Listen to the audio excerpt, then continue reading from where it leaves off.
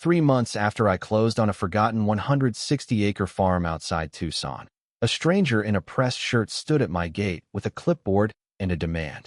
Mr. Harlan, the association requires your annual dues of $6,300 by month's end, or we initiate eviction proceedings. I set my coffee on the truck hood and stared until he shifted his weight. You're on my land, I said. Leave the paper and walk back to your car, or I'll carry you. He glanced over his shoulder at the white Tahoe idling on the county road. Behind tinted glass, Lydia Grant, president of the Desert Vista Homeowners Association, watched without moving. She raised her phone, snapped my picture, and drove off. That was the moment I understood this wasn't about money. It was about ownership, and they thought they already had it.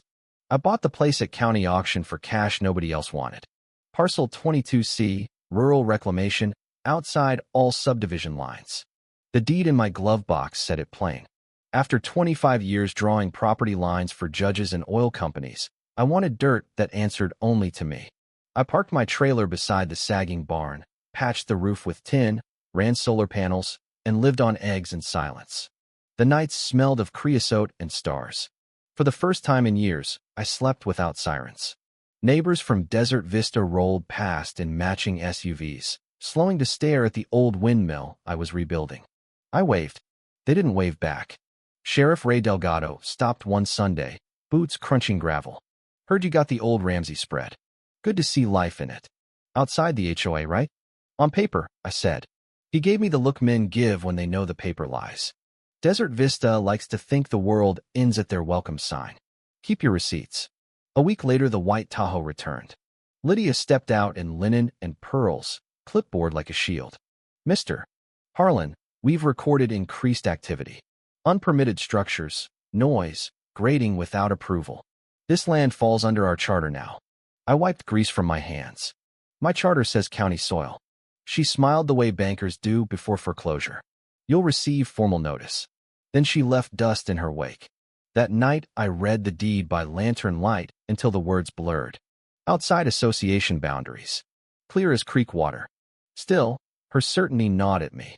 I had seen that look in court when surveyors faked a line and took a widow's backyard. 2 mornings later, 2 men in reflective vests delivered a glossy packet. Welcome to Desert Vista. First payment due. I sent them packing. That afternoon, I found the first camera, a black lens hidden in a fake cactus beside the gate. By evening, I located 3 more along the fence. HOA grade, expensive, motion activated. They weren't watching for burglars. They were mapping my life. Sheriff Delgado sighed when I showed him the footage. I'll talk to them, but Lydia Grant has the county planner on speed dial. Get a lawyer who scares her more. I called Diane Keller, the only attorney who ever beat me in court, and lived to laugh about it. She listened without interrupting, then said, send me everything. We're going to make them regret the day they learned your name. Diane's cease and desist arrived certified, thick as a novel. I delivered copies to the sheriff and nailed one to the Desert Vista office door. For 2 days, the sky stayed quiet. Then the landscaping trucks showed up, 4 of them, unloading pipe and a backhoe aimed at my south field. The foreman waved a permit signed by the HOA. I showed him the county plat. He radioed Lydia. She arrived in under 10 minutes, pearls flashing. This park benefits the community, she said. Your refusal creates liability. My liability ends at that fence, I answered. Dig 1 inch past it, and you're buying me a new backhoe with your house. They left, but that night the gate chain was cut and my generator line severed.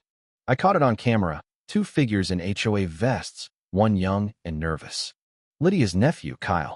I met them with a shotgun across my arm and my phone recording. They ran. Diane filed the next morning. Trespass, vandalism, fraud, racketeering. We attached the forged boundary map, metadata from a private laptop uploaded after hours, camera footage, the nephew's face clear as sunrise.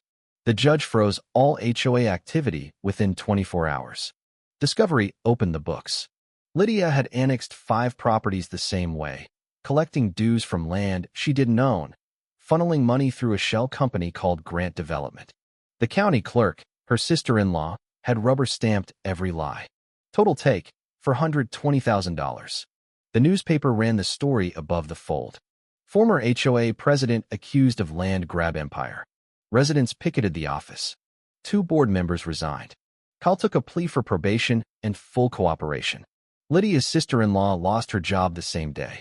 At the final hearing, the courtroom smelled of floor wax and fear. Diane laid out the evidence like a hand of cards you can't beat. Lydia's attorney tried bluster. The judge cut him off. Mrs. Grant, you turned a neighborhood club into a criminal enterprise. The association is dissolved. All annexed properties revert. Full restitution to every victim. Criminal charges to follow. Lydia stood pale as copier paper. This is my home. Not anymore, the judge said. 6 months later, the Desert Vista sign came down. The clubhouse became a community garden. I rebuilt the gate stronger, painted it barn red, and hung a new plaque, private property. Trespassers will be educated. I still walk the fence at dusk. The cameras are gone. The silence is real. Diane sends Christmas cards. The sheriff waves when he drives past. Kyle mows my south field every spring to work off his debt, and we talk about engines instead of lawsuits. One evening, Lydia walked the county road alone, coat collar up, no pearls. She stopped at my gate. I waited.